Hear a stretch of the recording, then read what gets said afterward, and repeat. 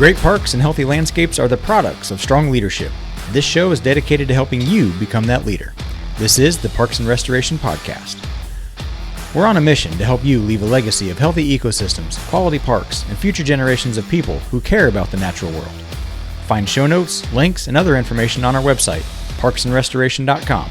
And now, let's get to today's episode.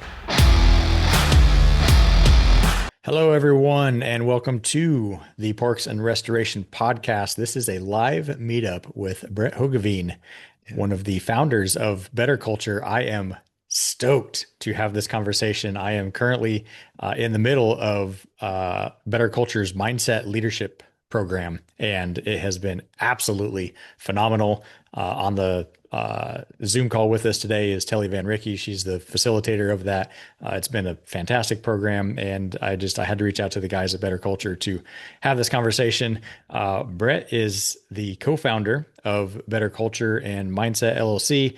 He is a certified speaking professional, a keynote speaker, TEDx speaker, and the host of the Better Culture podcast, which has quickly become one of my favorite podcasts. Subscribe to it, and I've listened to, I think, every single episode you've published. So, Brett, welcome to the show. Yeah, so excited to be here. Thanks, Chris. Absolutely. So we're just gonna jump right into it. So Better Culture, it's all built around culture, obviously, hence the name and making it better. So why culture? Like why is culture so important, and why did you make this your thing now? Yeah, there's a long story and a short story. I'll give you the short story. The short story is, man, culture is just so undervalued and underappreciated. People talk about it a lot, but what I find is a lot of people really don't adequately connect the dots, Chris, between culture in a workplace and two things that are crazy important, okay? And those two things are the success of your enterprise or business. So that would be number one, right? And I don't care if you're a for-profit organization, a nonprofit, a government agency, whatever you're setting out to do, if you have an amazing culture and people that love being there, working, doing what you do, you're going to achieve those goals more effectively, okay? Be more profitable. So that's number one. Number two gets big time short shrift, which is we all have a limited number of days here on Earth. And when you like your job, when you're engaged, when you appreciate the people you work with, your quality of life for employees, for managers, for everybody involved, heck, customers, goes up, right? So we can help build better businesses, and we can help every single human that touches that business live a better life if we can build a great culture. And so that's why I care about culture and what we try to do at Better Culture to make that happen. Yeah.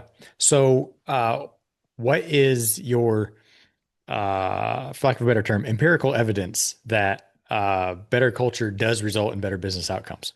So you can go two paths on this. All right, Chris, the empirical proof is that there are a lot of studies, and I won't presume to start to quote them specifically, but there's a lot of data out there that's linked to, and most of the studies, they look at like one data piece, right? So increases in employee engagement lead to increases in productivity, for instance, right? And that makes sense. Gallup puts out data every single year talking about employees who are actively engaged, actively disengaged, and then actively disengaged. And what an actively disengaged employee means is that employee is actively working against their own company. Like they actively don't want to do what they're supposed to do. They actively don't like seeing their company succeed. And it's pretty obvious if you have those employees hanging around, it's going to undermine productivity, right? And the data shows that.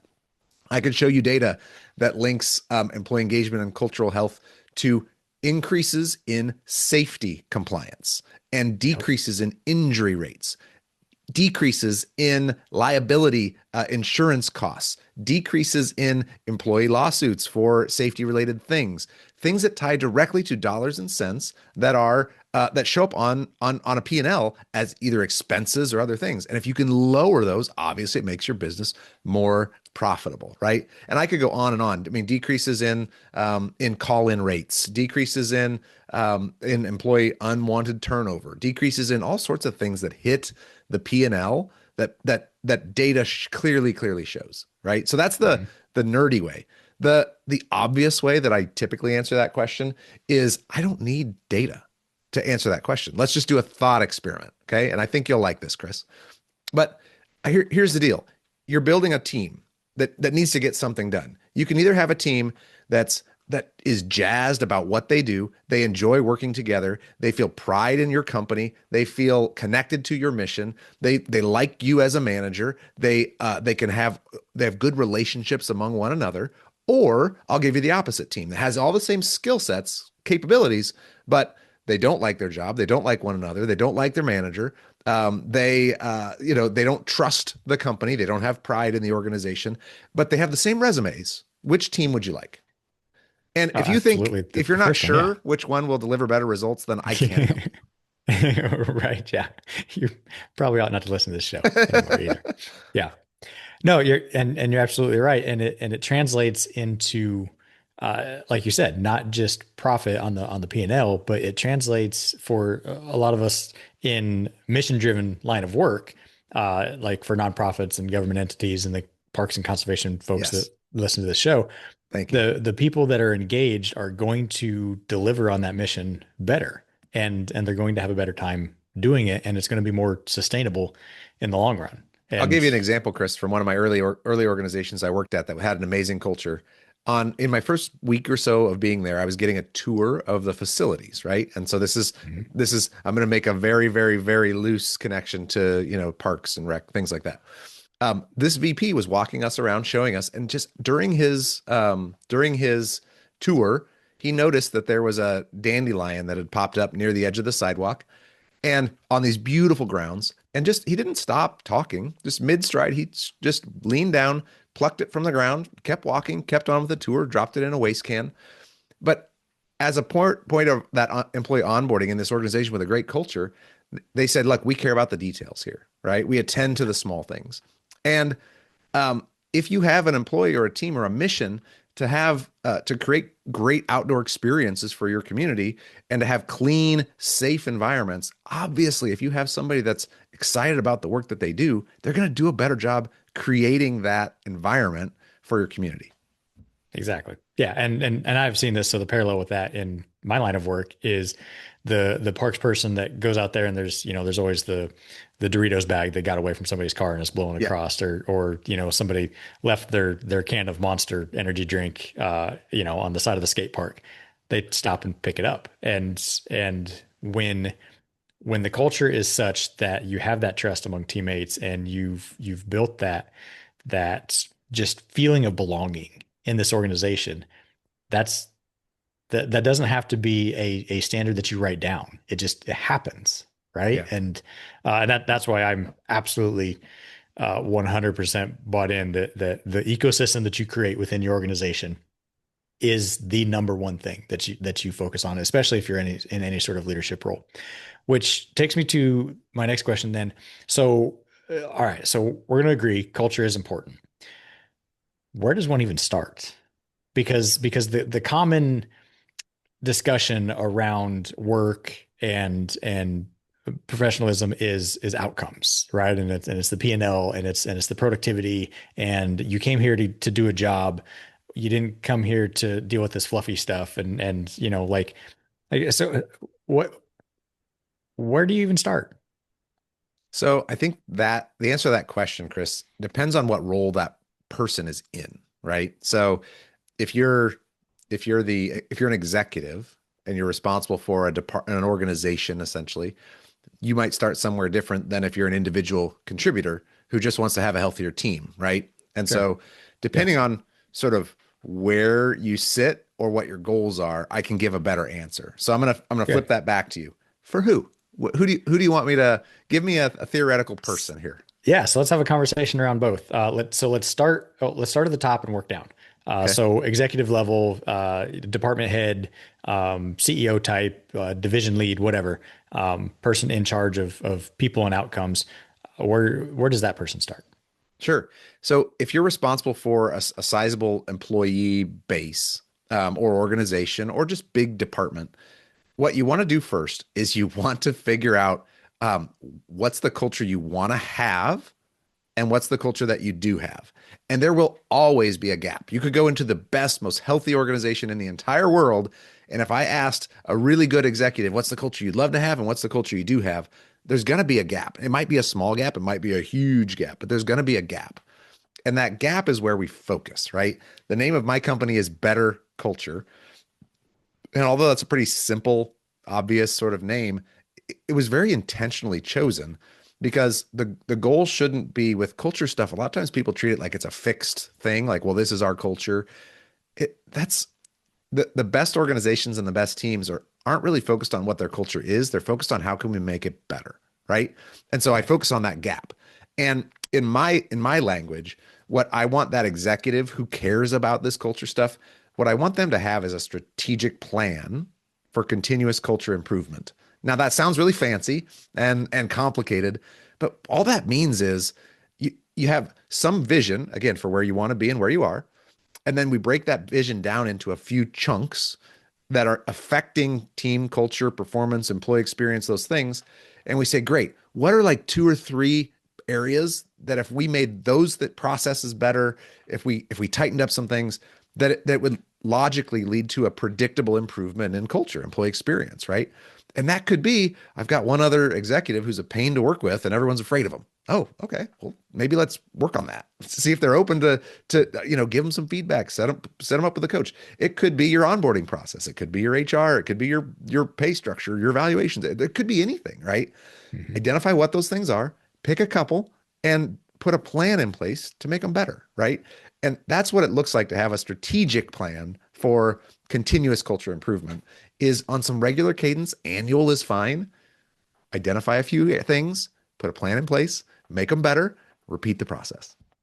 Mhm. So, so many different avenues I want to take here to dig deeper into that. Um, uh, okay, so that's for executives. Let's go ahead and we'll keep on the thread that we started with. So now for the frontline employee, the individual contributor, the rank and file folks, where do they begin? Because I have said this repeatedly, you don't have to have the title to be a leader.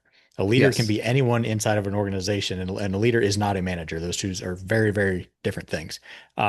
Anyone within an organization can bring leadership to the organization. So, impact and culture is certainly going to be a product of bringing that leadership. What's your recommendations for those that don't sit at the top of an org chart or don't have the high ranking title? Yeah. Well, what you really, I mean, if and we kind of skipped over manager level, and I don't know if we want to go back to that or not, but I'm going to skip Oh, sure, down to yeah. individual contributor. Okay. And really, if you're an individual contributor, then I'm just going to assume you don't just by status or by your role or your title or position, you don't really have the ability to change processes necessarily. Now you could recommend, you could bring ideas, but you can't really change the systems then that you work within.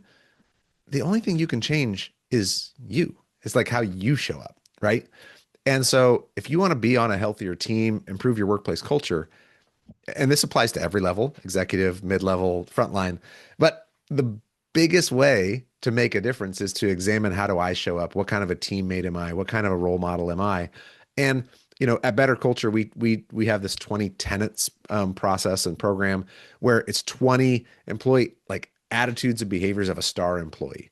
And what I would do if I got dropped onto a team and I wanted to make it better as an individual contributor, I would try to live those types of things, assume positive intent, know how to have friendly disagreement and friction, be tolerant of diverse viewpoints, like make good friends and relationships, be kind, be helpful. I mean, these aren't complicated things, but be that kind of person and try to encourage and elicit those types of things from others, right? On frontline teams, a term that I like, instead of talking about core values, which really represents usually a larger organization has decided core values, anybody in the world can decide what they want their team norms to be. And what team norms are is just the way your team shows up every day. And Yeah. those can be formal, they can be informal. You can write them down, you cannot. But that's what I'm trying to influence is what are the norms on my team? And how can I make those healthier, stronger, consistently over time through my influence? So that would Yeah. be I'm not sure if I said a lot there, but I think Sure. realistically, there's certain things you can control and certain things you can't when you're in an individual contributor role. Yeah, well, and you're spot on in that. So one of the ways I've heard culture defined is just what are the norms? It's the norms of whatever the organization or the team or whatever. It's what gets tolerated. What doesn't. What are the just what's normal. And And Chris, if I can elaborate real yeah, quick. yeah, So on that front, I do a lot of workshops, a lot of processes where I talk with people, and sometimes it's even people who are in leadership roles, and they will, after we go through a topic, we discuss some things, they will genuinely say to me something like, "Yeah, man, I wish our organization would just would do that," you know, as if like, wait, why are you here? Like the reason that you're here is so you can go do that. Like don't right, sit on yeah, your hands and say, "Oh, I know, I really wish we would make more of a focus on that." Like, uh-huh, no, that's why your company sent you to this leadership training so you could be that kind of a leader that made this happen. right, And yeah, individual contributors, managers, they have way more power than they think. I wish our meetings had yes, more energy. You think you could do something about that? Like that would be so right. easy for anybody to change, right? So if you figure out what that norm is that you would like to see, probably you have more of an ability to impact that than you think. Yeah. And that's exactly what I mean by anybody can be a leader, is Yeah. that anyone has a particular influence. I mean, one of the books behind me here is The Seven Habits. And he, Stephen Covey talks about the circle of control versus circle of influence. And so for these frontline employees, you have a certain circle of control that you can operate in, and that's one of those is how you show up every day. So one of the tenets that I teach is you bring the weather. So when you show up to a workplace, you are bringing some sort of weather with you. And as long as you're cognizant of that, you don't always have to be walking in all sunshine and rainbows every day because not everybody's going to be able to do that. In fact, I just had this very situation yesterday. Got some things going on that's stressing me and the family out, and I knew I wasn't coming to work as my best self. And so I went to my team in my office and I said, "Hey guys, I'm not at 100%. I recognize that I'm not, and I just want you to know I'm not trying to be a jerk.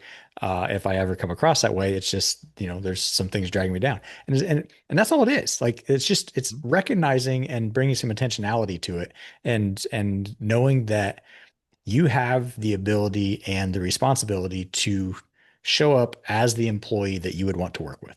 I think that was I something that was taught in the mindset course. I'm like, that's brilliant. Like I agree just do 100%. And that. I don't think I've ever heard the phrase "you bring the weather," but I like it. Yeah. It's great. Yeah. And so like just do that. Just show up as the employee you would want to work around. Okay, Yeah. we skipped over middle management. What's recommendation there? So, and again, this can apply at every level, but specifically for middle managers. Um, I, I'm gonna tell you what you the concept, and then I'm gonna give you a little homework assignment if you're interested. But the concept is you better have an answer to the question of what does it mean to be a leader? Okay. And we talk a lot about mindset at Better Culture because a lot of managers, they get put in that role to manage processes, to manage workflows, to manage outcomes, to manage, and ultimately to manage people. But 99% of their time, they're really just focused on the the stuff that has to get done. And what they miss unintentionally a lot of times is what could be considered a big distinction between management and leadership, right?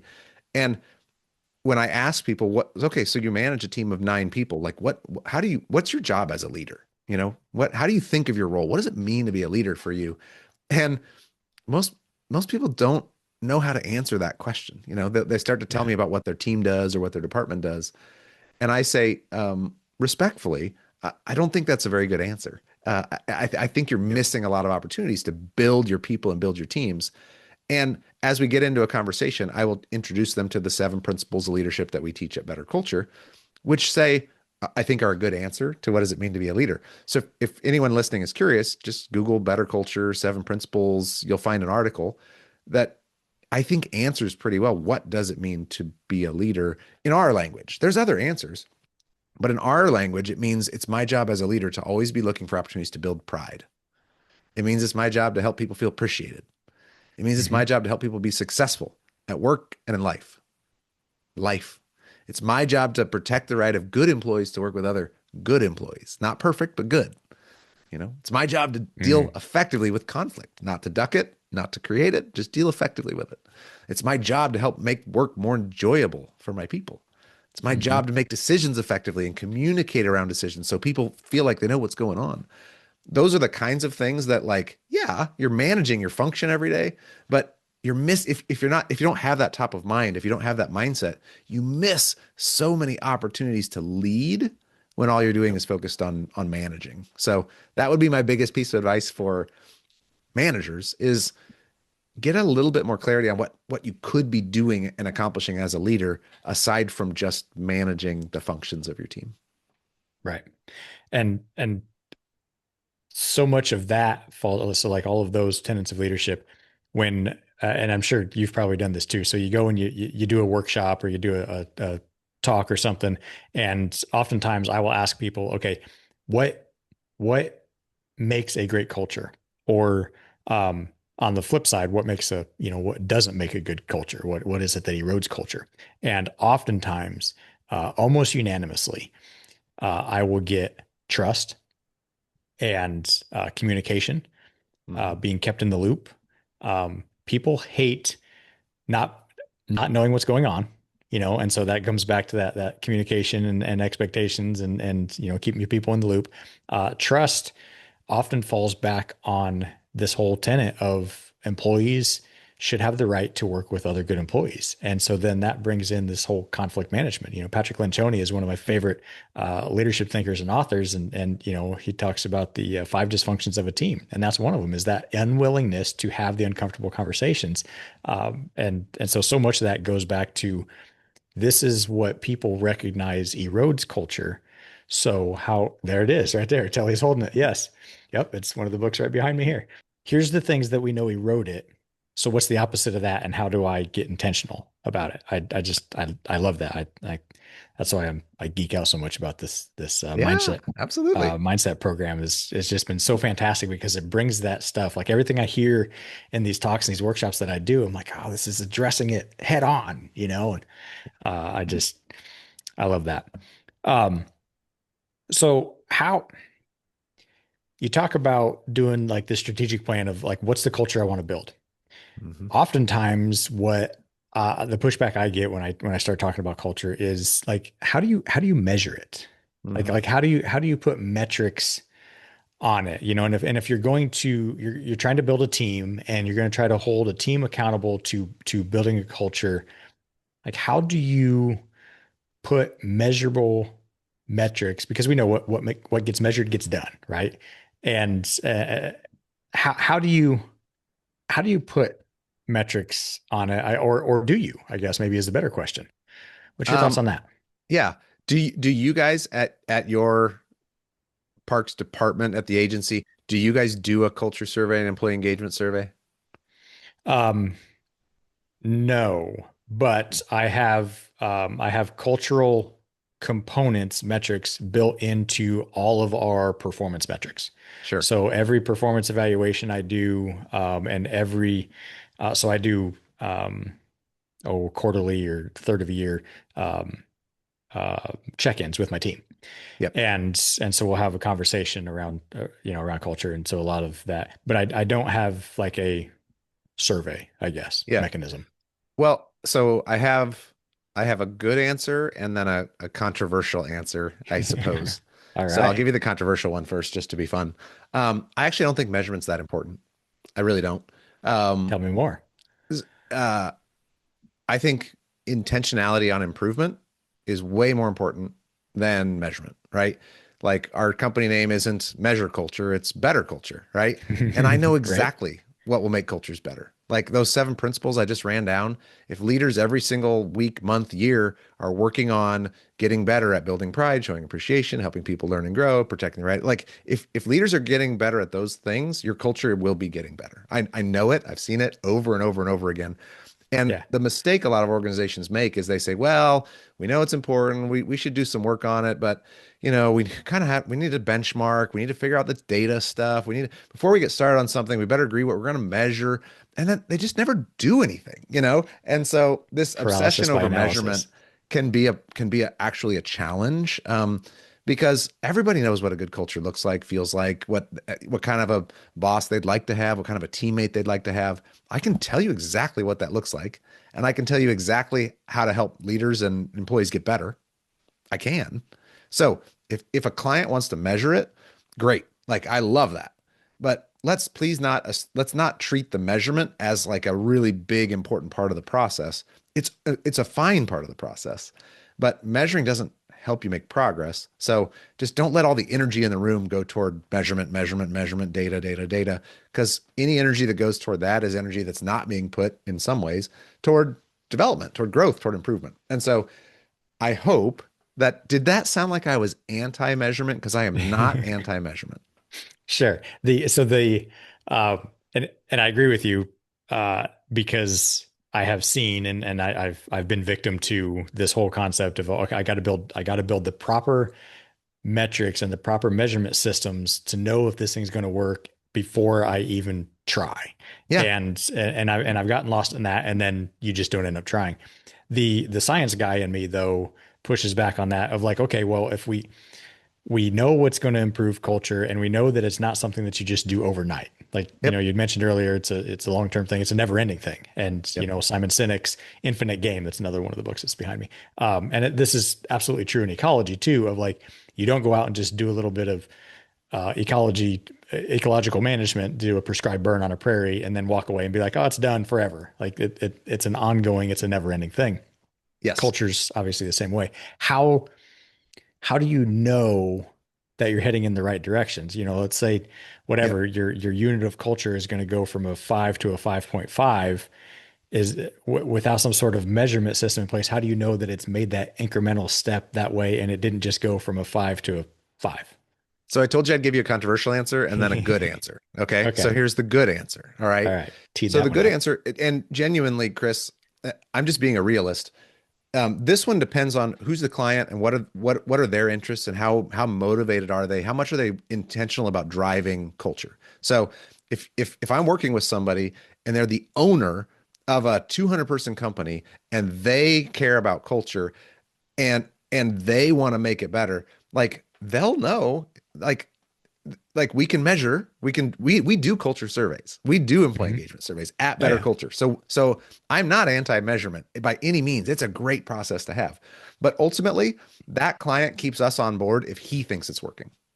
Right? Sure. Like he goes, yeah, this is great. Love you guys. We're gonna do boo boo boo boo. He never needs to see a survey, and we might do surveys, but ultimately he's kind of doing this and going like, does this feel like it's working? And that's what he wants. Now, if I flip the whole nother direction, and I work with a large bureaucratic organization that has turnover in their leadership every 18 months, and they're like, how did we even identify this vendor, and how do they, like, that type of organization has to be led and driven by data, right? Like, well, yeah, here's the last 6 surveys and here's what's happening. And you have to measure and you have to benchmark and you have to have all those things. And so I'm sorry, I'm just being a realist there for a little while. It depends Yeah. on Well, how and that how one has the potential to go forward and backwards because right. of the If you turnover have and to go to the someone change. to get Yes. budget Right. authority year after year and you have to prove things are working, then yeah, we better measure, right? Like we better, right? And so in that case, it's real simple. I mean, there's lots of ways to do good employee measurement.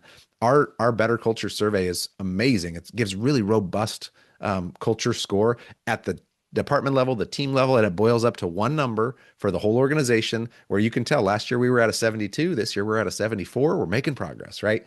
But there's lots of ways you can do it. You just have to pick a few validated questions, administer them to your employees in a way that they will respond accurately, which a lot of times you need to have an outside vendor to do a little bit, is my opinion, because sometimes Yep. people are worried about where does the data go, and you just track it over time and Yeah. see if things are getting better.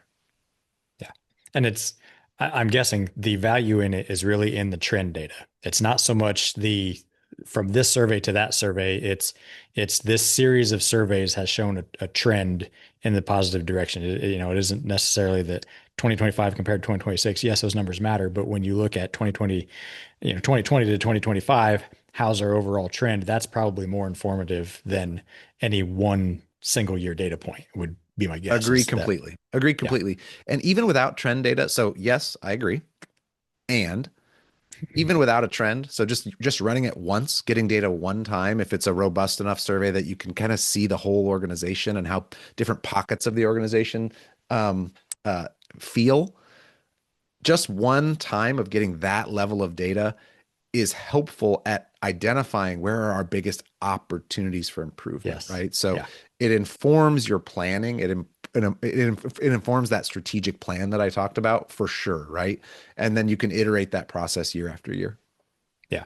Yeah. I mean, listeners to this show will understand that completely. Like we know trend data, the Iowa pheasant count is, is looking at, this is pretty common among, wildlife population data. And then also on ecological management strategies is you can identify the key limiting factor and focus on that thing. That's going to have the biggest bang for my buck. If I apply resources towards this, it's going to make the biggest impact in the shortest amount of time or with the minimal amount of resources. So that's kind of core to what we do as conservation people. All right, Mhm. I want to shift a little bit. Um, so culture oftentimes, a discussion around culture oftentimes stays focused on the positive stuff, and it's we're going to improve and things are going to get better, but along the way, it's not just a perpetual uh, uh, rising up graph, right? Yeah. You're Yeah. going to have bumps. Sometimes things are just going to go completely off the rails. Um,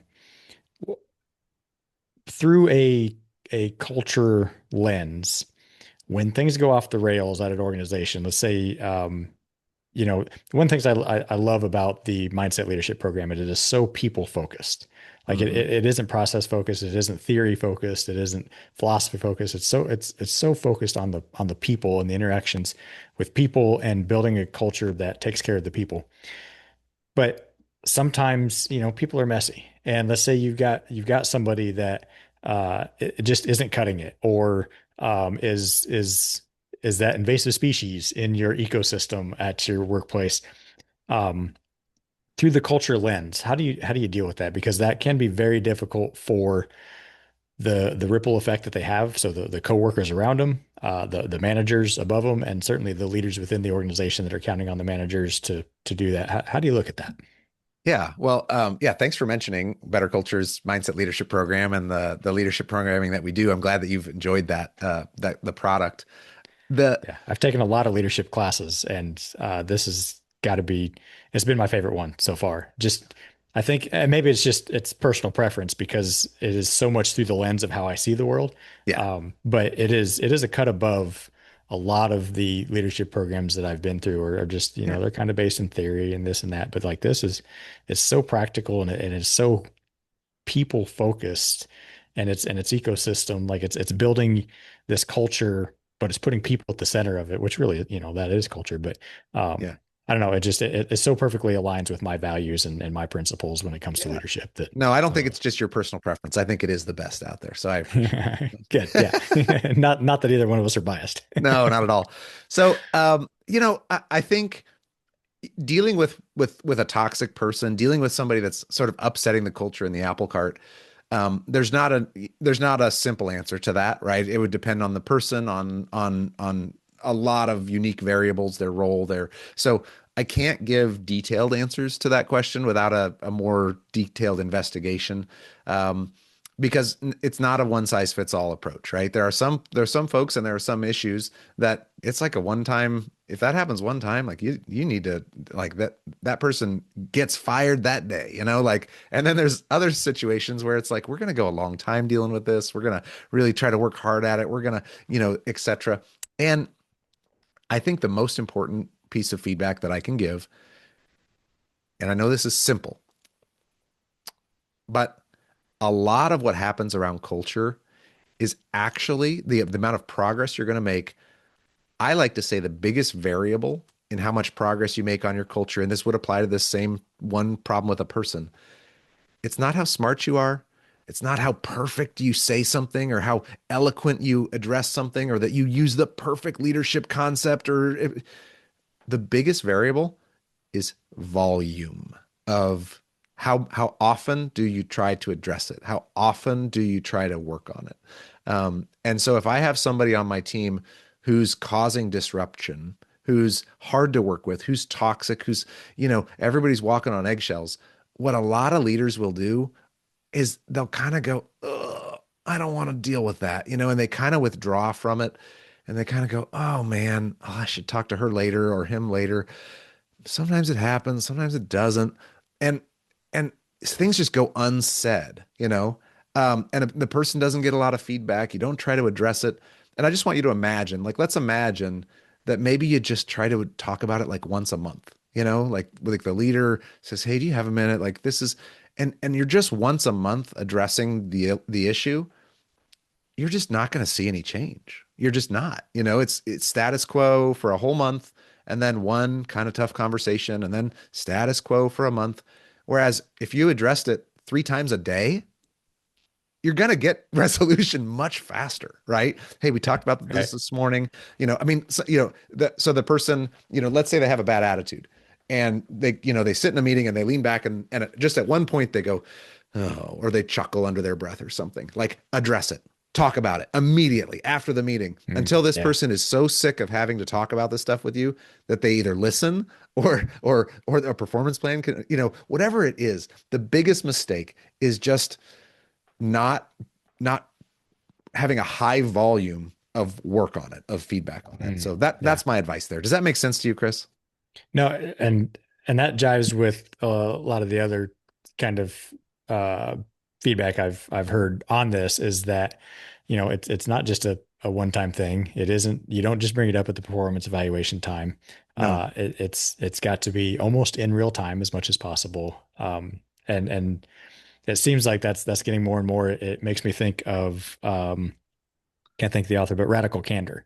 Yeah. And the whole core of that is care personally, challenge directly. Yes. And and and then going back to Brene Brown is clear is kind. And so if Yes. your expectation is you're not going to slouch back in the meeting and and be that one that's like and Yes. like bringing that weather to the organization, you call that out and say, hey, our expectations are that you're engaged in this meeting, your opinion matters, as does that of the people around you, and you call it out in real time. But my God, is that difficult, It is. It especially takes for those time. that hate conflict. Right. And I just want people to understand if listeners, if they're aware of those two, sort of a book and then a concept that you mentioned there, right? Radical candor is like, it's a way to have hard conversations and to structure those and to think about what it means to be direct and to have those. Clear is kind is great advice, especially for managers. Like, don't beat around the bush thinking you're being nice. Like, be clear in what the issue is and the problem. Those are all great pieces of advice, but they're tactical.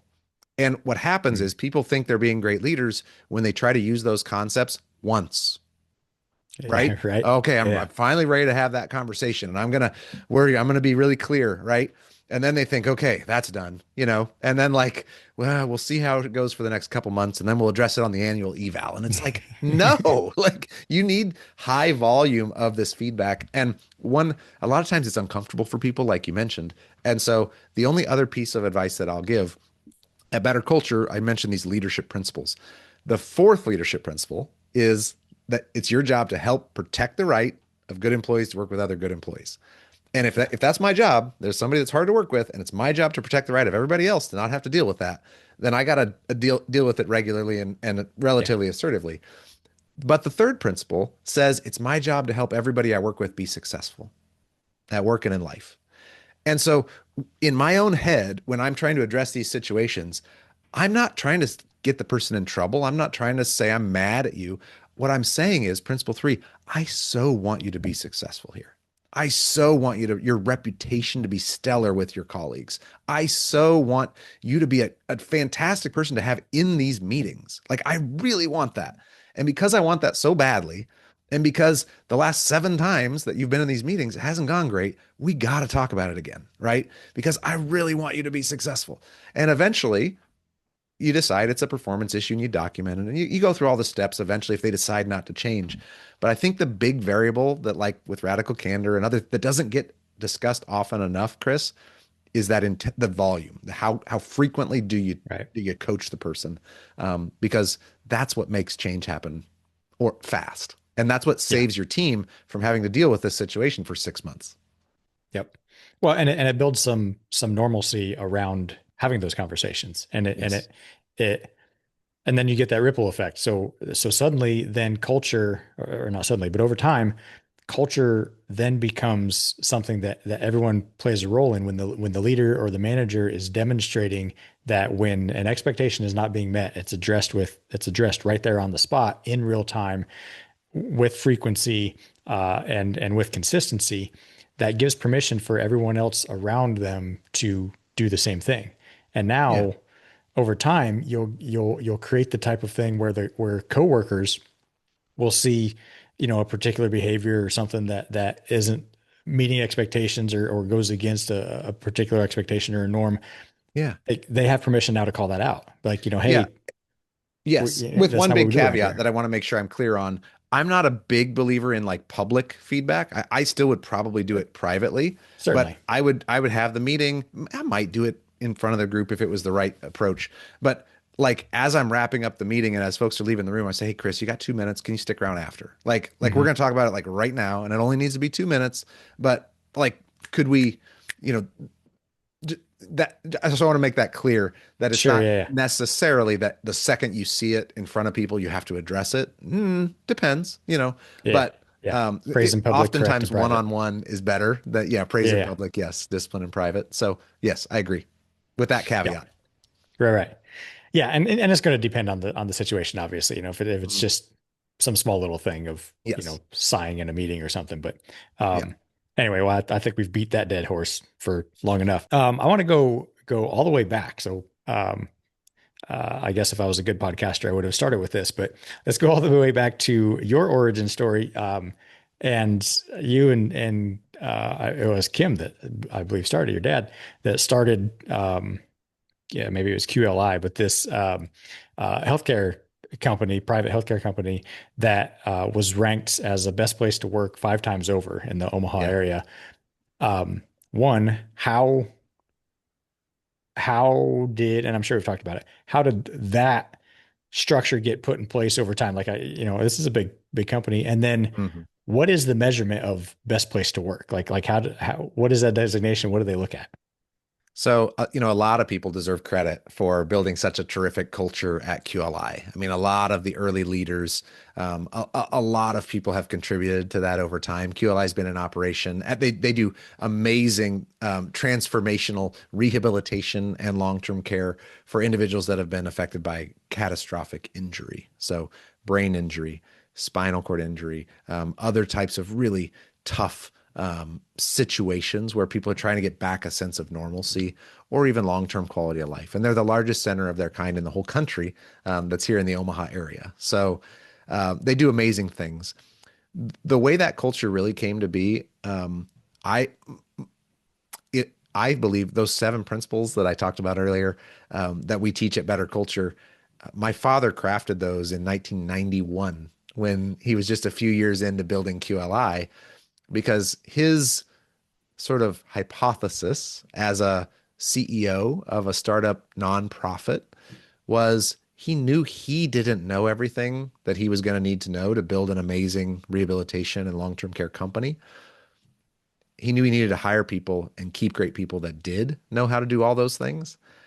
And he said, I think the biggest lever I have as an executive, as a CEO, is if I can make this the dangest place to work you've ever seen, that's going to help me attract and build and motivate and keep those people like amazing therapists and fantastic physician relationships and great facilities manager and amazing CNA certified nursing assistants that are going to like all the stuff that we need to deliver a high quality experience for our patients. If I can just build an amazing culture, that culture will help us attract these amazing people that'll get us to these outcomes. And that was his early sort of hypothesis there was let's figure out what I need leaders to do to get us there. And there's a whole backstory to those seven principles and where they came from. But a lot of work went into those, and they were carefully chosen as to what do leaders, and anybody can be a leader, need to show up and do every day to build that world-class culture. And it turns out, after being in business for about 15 years, they participated in the city of Omaha's best places to work competition for the first time. And their scores were so high, Chris, that the national sponsor from Philadelphia flew in two consultants, A, to investigate fraud because they had never seen a healthcare company with scores like that. And then B, to figure out once they realized it was true, what the heck is happening here? Because we've never seen employee engagement culture scores like this, right? Yeah.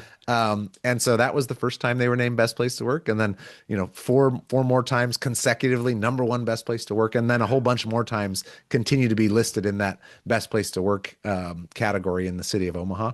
So I don't know if Mhm. I answered all of your questions, but if you wanted to learn more about best places to work, I can do that too. Well, and we might, we'll see. But I wanted to get that backstory and that, so one, there's the credibility factor, but I wanted to see how far back these tenants went Yeah.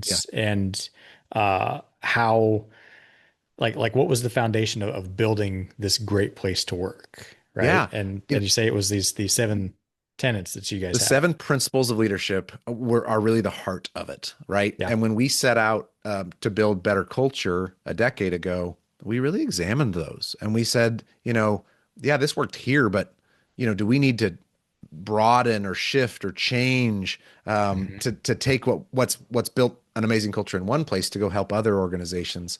And we actually tried that for about a year. We worked with different organizations and we did these complicated consulting projects where we said, well, you don't have to use our seven principles, but you have to have a clear answer for what does it mean to be a leader and what are your leadership principles? And those projects didn't end up great. Like we would deliver, we would survey, we would talk, we'd figure out what their unique identity was and and we would sort of craft these principles and we'd present them and they'd go, can you show us those seven that you showed us like before we started the project? Right. Can we just And use those? and Yeah. and three projects in a row, they liked those better than what we custom built. And so we said, Yeah. the heck with it. Let's just stick with these seven. And Yeah. it's worked in dozens of industries because ultimately what those seven principles are, Chris, is they're basically a recipe for what's the type of leader people would want to work for, Hmm. you know? And Right. that's just a human thing. It's not a industry thing. Sure. And this is what I find what I really enjoy in the leadership space is finding the universality Mhm. of principles of concepts and it feels like you guys have narrowed in on those and gotten like to the universal cores like that this didn't just work at a healthcare industry, it didn't just work at a rehab facility. This is a human thing. This Mhm. isn't just an industry thing. This isn't just a work thing. This is a human thing, and there's that universality to it. And I love narrowing down and trying to figure out what that core thing is. That's why I always go back to the ecology because like if it exists and works in the natural world, there's probably a lesson there that's going to have some sort of universality to it that's going to work for us too. I love that. All right. So in the interest of your time here, I'll start wrapping this up a little bit. So let's say someone is new or rising up into a leadership role. What would be one to three uh, simple things that you would say, okay, of all the things that you do, start here, and you're probably going to get yourself on a pretty good path to become a successful leader. Well, I think that question of what does it mean to be a leader is a good place to start. And Hmm. if you struggle with that question, again, go check out. We have an article. What does it mean to lead? And it outlines those seven principles. That's a great place to start. But if I would dive into one of those that I think is a really good place to start because it's so human oriented and it helps set your compass as a leader for what you value and what you get good at and what you enjoy doing is I would say work on strengthening your appreciation muscle. Hmm. And what I find is like if you're going to lead people, you need to be able to help them feel valued, feel appreciated for the things that they do. And this is not the only part of leadership, but man, does it just get overlooked and taken for granted. And, yeah, yeah, yeah. Hey, great job, everyone. Like, hold on, back up. What could you do or say that would leave someone who deserves it, by the way, going home from work on a Friday to be so excited to tell their partner, their friends, their parents, like how their week went because their boss said X or did X, like that they really deep down feel valued, feel appreciated. That is such a big part of human motivation and of culture. And we all kind of think, I don't mean this literally, but a lot of people kind of think, well, the most creative thing you can do to tell somebody you appreciate them is like write a handwritten note. That's good. Like do that. That's good. But there's so much more out there as a person, as a human, to help let other people know that how much we value their intellect, their effort, their contributions. And if we can get better at expressing that, it builds human connection, it builds a trust, it builds a lot of things. That's a great foundation for a lot of other things you can do as a leader. And a lot of times, sorry for the long answer, but I see a lot of leaders who've been put in leadership roles. And when I start talking about this, they kind of shut down. They're like, I don't know, that doesn't sound like me. And I just want to go, I'm not sure you're fit for leadership then. Like if you can't get excited about letting people know how much you appreciate them, then all the other stuff I have to teach you may not really land either, you know? Hmm. Yeah. Yeah. I did a podcast episode a while back on recognition, and we called it, because we're good government types, so we got to put an acronym on everything. We called it the SPF2 framework for recognition, and what it's specific. So you recognize some specific thing, not just hey, great job today. Yeah. Like no, it's hey, I saw the way you dealt with that customer. That was some really great customer service. As an older person, you walked them through step by step how to do this online thing, Yeah. and then personalized. And that is tying back to like what's important to that employee. Maybe they are a personable type person, and so recognizing them for the way they interacted with another human is really going to resonate with them versus the person that's more task oriented, recognizing them for something that they got done or some project that they completed, that's going to, resonate more with them. And then the F's were frequent and fast. And so Yeah. it's like recognize when it happens. Like don't just Yeah. wait till the end of the week and do your Yeah. shout outs for the thing that happened 4 days ago. It's like you see it happen, you call it out right there. Like, hey, Good. I just saw that thing. That was awesome. Here's why it was awesome. And then just like you said, frequent, like do this Yeah. all the time. You Yeah. you preempted a little bit my other question. I was going to follow up with this. When leaders, it's really easy to get burned out in a leadership role. You're dealing with a lot of stuff. Yeah. When you feel that drag a little bit in your leadership role, how what's the recommendation you have for overcoming that? I know that can be challenging. That, leaders, I don't know if today necessarily have more on their plate than ever, but they've got a lot, right? And when you get one thing done, there's always 10 more things to work on. So it can feel overwhelming. I think my answer to this is a little bit similar to the last one in that even though you're busy, even though it feels like you got to jump to the next project, the next fire, continue to make time, some time for the human parts of leadership, for enjoying the people that you work with, for, you know, showing appreciation, for telling a story that builds pride, for celebrating a win, for, recognizing and talking about stuff that's going on outside of people's lives. Like the that stuff is really important to building trust and continuing momentum. And when we get busy and when we feel overwhelmed, it can feel like fluff. It can feel like, oh well, I'd love to stop and celebrate that, but like, oh, we're still behind and we can't, no, stop. Take 2%, 3% of your working time and do this human stuff, right? Because it'll not only be good for the team, it often will re-energize you as well. And in a way that just jumping into the next 7 projects just doesn't do. Yeah. No, that's sage advice. I mean, and that gets to the core of what we are as a species. I mean, we are a social species. And Yeah. the only reason humans existed this long on this earth is because of our ability to work together. And so that need to have other humans around you to feel like they have your back and you have theirs, like that is a primitive need that we are hardwired for. And we often forget that. And we we think that sending emails or texts or communicating through our devices is going to meet that need, but it doesn't. Yep. And it has to be that in-person stuff. So I think you're spot on there. Um, any parting thoughts? Any questions I didn't ask that you wish I did?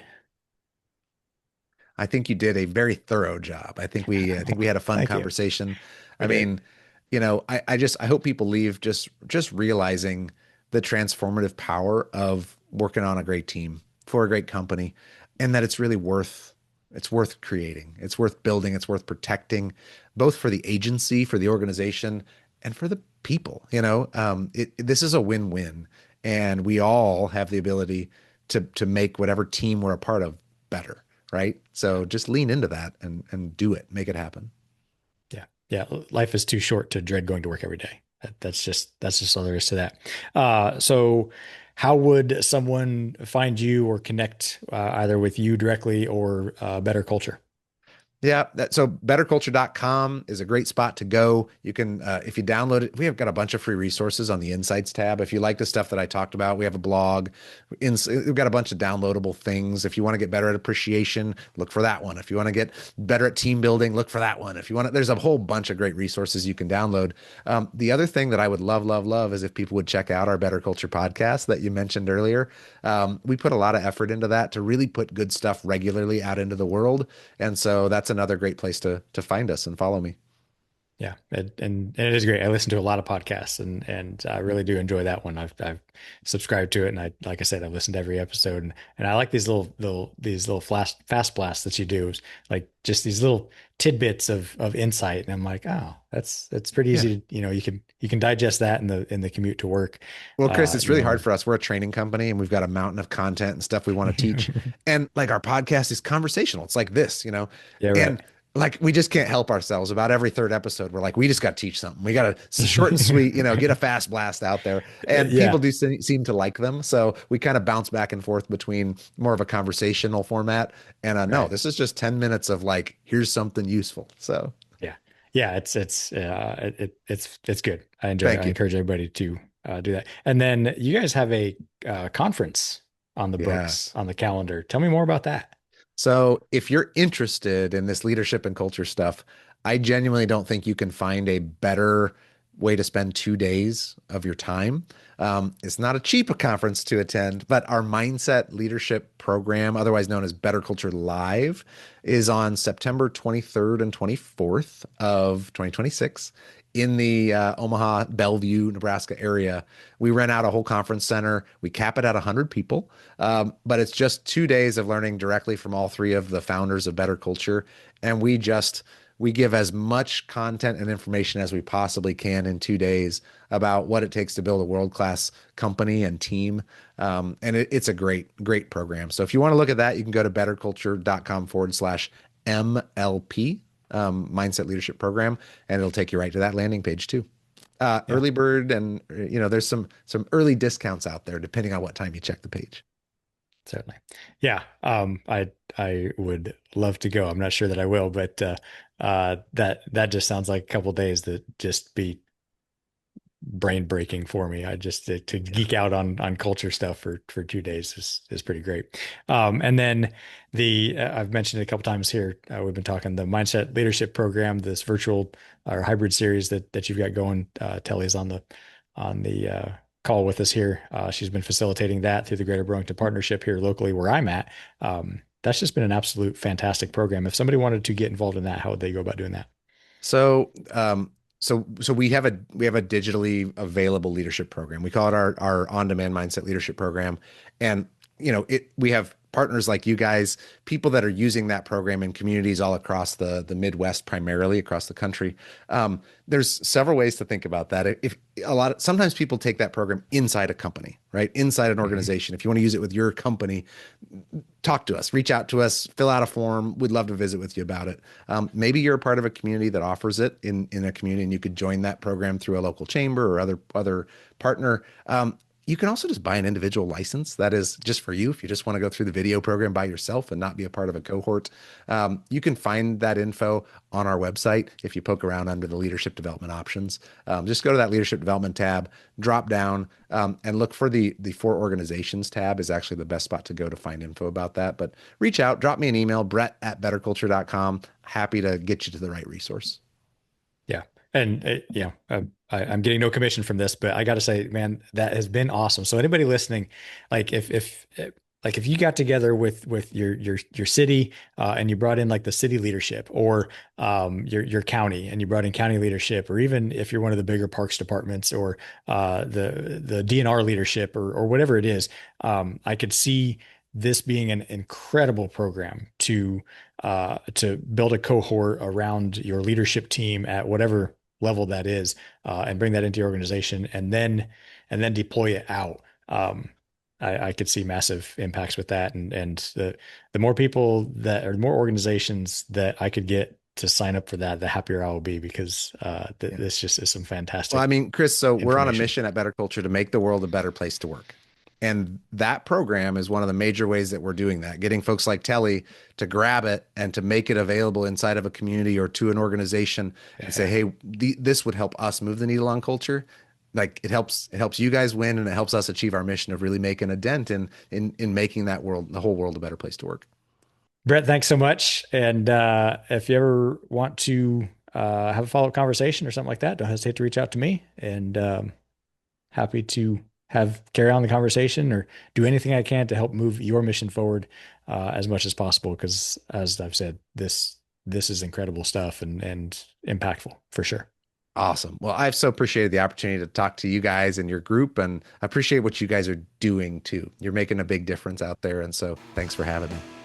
Ready to take your leadership to the next level? Join the Next Level Leadership community at parksandrestoration.com. You'll get practical leadership insights and exclusive invitations to live meetups and trainings. Be part of the movement we're creating. Join the Next Level Leadership community at parksandrestoration.com.